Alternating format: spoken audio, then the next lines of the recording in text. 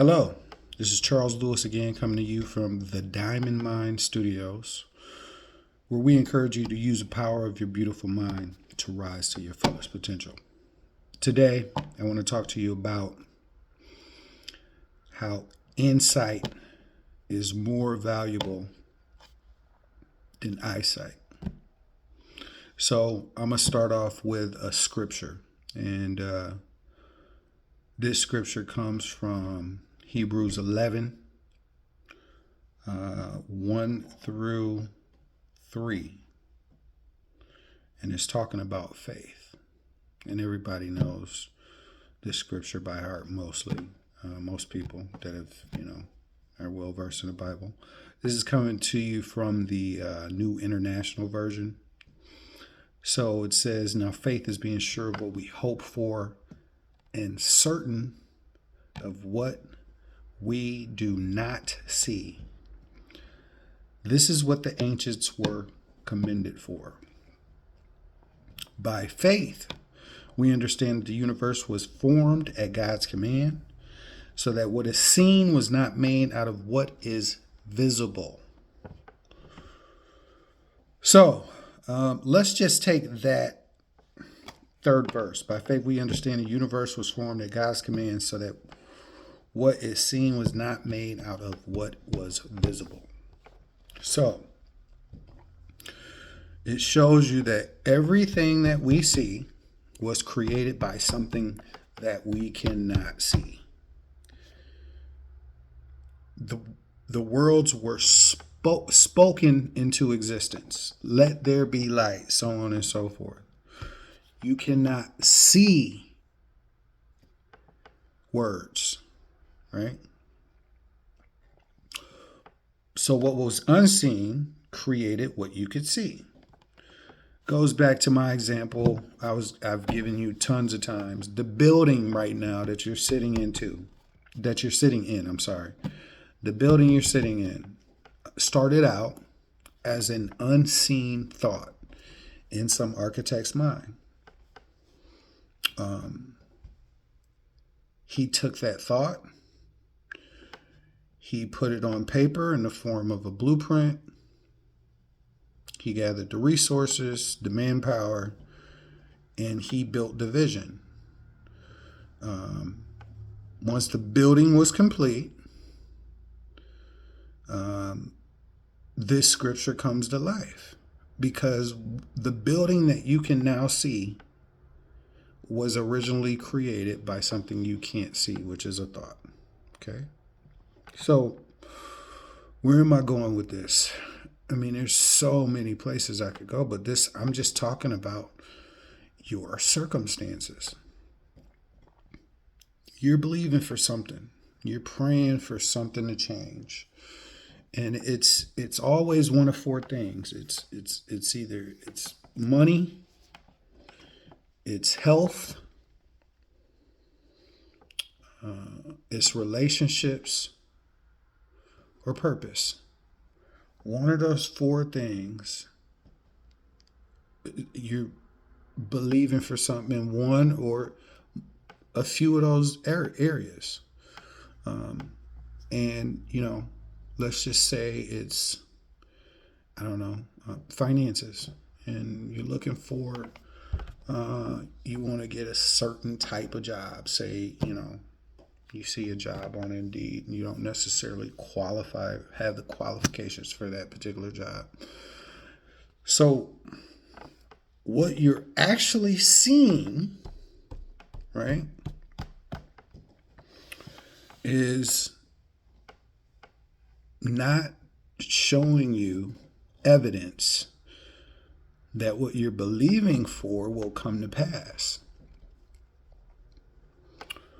Because maybe it's saying you need to, to have a master's degree. You only have a bachelor's. Or maybe they want you to have a bachelor's. You only have a high school diploma, right? But let me tell you I've gotten at least 5 different jobs that I did not qualify for. I didn't meet any of the qualifications for it. But I had a strong resume, and I know that if I sit in front of somebody and have a conversation with them, it's very hard for them not to hire me, right? I just had that level of confidence. And if you have that level of confidence, and because I know in my mind, like, so if I see, if, when I saw these jobs that I didn't qualify for, it did not discourage me when there was qualifications on the list that I didn't meet. It did not affect me. It did not stop me one iota. There was a slight thought, well, I acknowledge the fact that I didn't have it, but I wouldn't have wasted my time filling out the application if I did not internally believe that, okay, all I got to do is get in front of somebody. Like, I had that core belief, and that core belief inside, that unseen belief, became a physical reality when I got the jobs. Okay? So you don't look outside for evidence to give you confidence that what you're believing for will come to pass. All you have to do is have an internal conviction.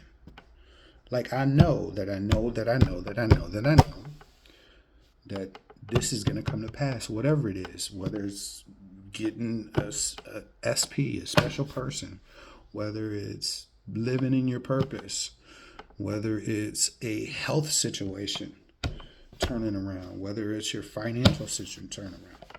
It does not matter. In fact, everything on the outside is going to be contrary, because in order for you to have had that desire, okay, number one, if you have a desire, you already have it.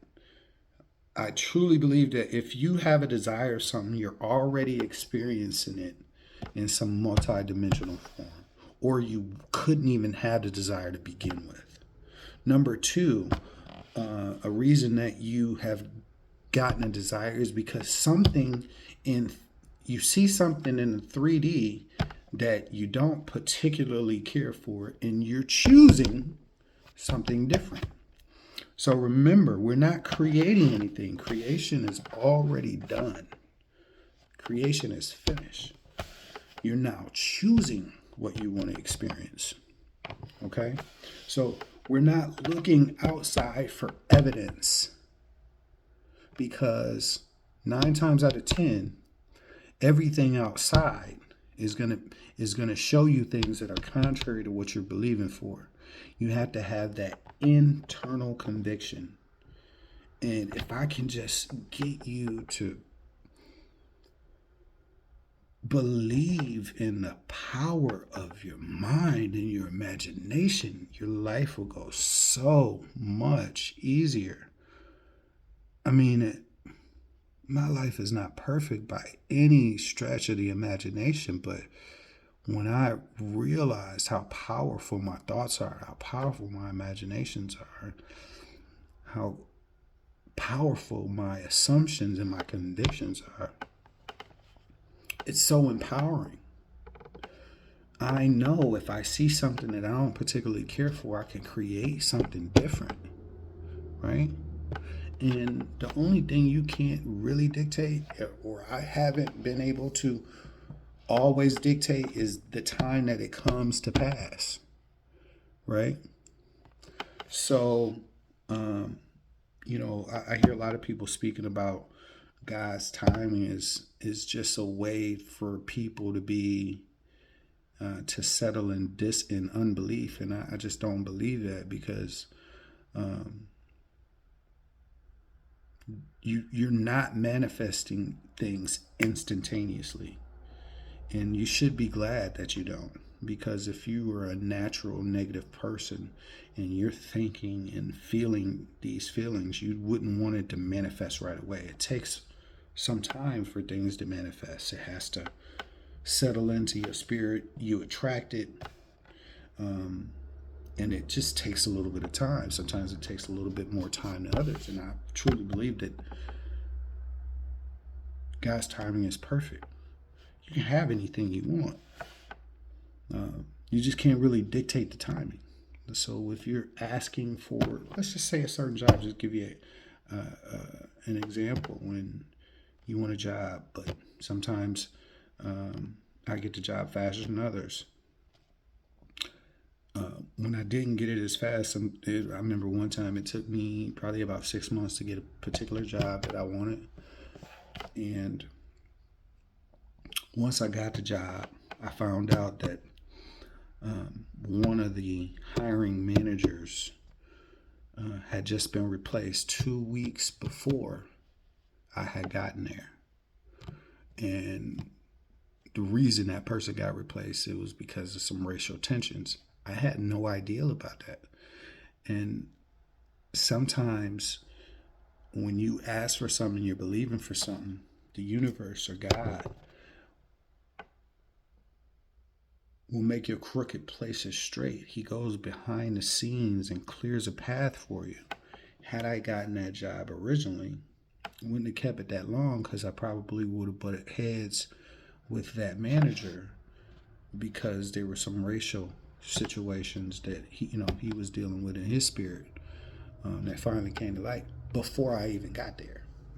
Sometimes God has to remove people and make the situation conducive for you not only getting what you want, but being able to keep what you want. So by faith, we understand that the universe were formed at God's command, so that what is seen was not made out of what was visible. So if I ask you this quick question, seems pretty simple, but what's more powerful? What you can see, or what created what you see? Right? What's more powerful, the watch or the watchmaker? It's the watchmaker. It's what's creating what you can see is more powerful. But we give more credence and authority to what we see instead of what created what we see. You are the captain of your own ship, and it's hard for people to accept that if you're in unfavorable circumstances that you somehow created it. It's all about you. And that's one of the things I forgot to mention in the video about being selfish. It's all about you. Everything is about you. Everything that you see is everyone is you pushed out, right? So how you feel about yourself will determine how people around you treat you. These are all characters in your motion picture that you are producing and directing. They're characters in your play. They're supposed to give you some type of resistance. And they're supposed to give you some indication of where you are spiritually. So when I look outside of myself,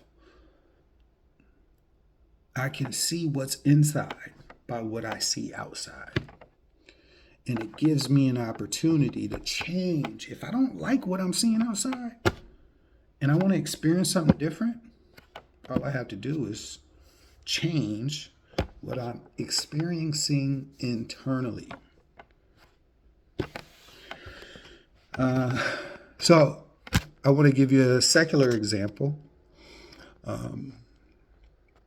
The Ides of March talks about Caesar and Brutus. Well, before Brutus killed Caesar, a blind soothsayer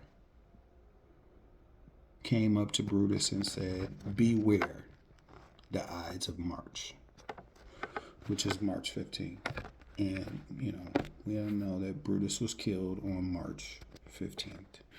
Brutus and I guess some other people, they jumped him and stabbed him up. But The moral of that story, I mean, there's a lot of different things you could look at.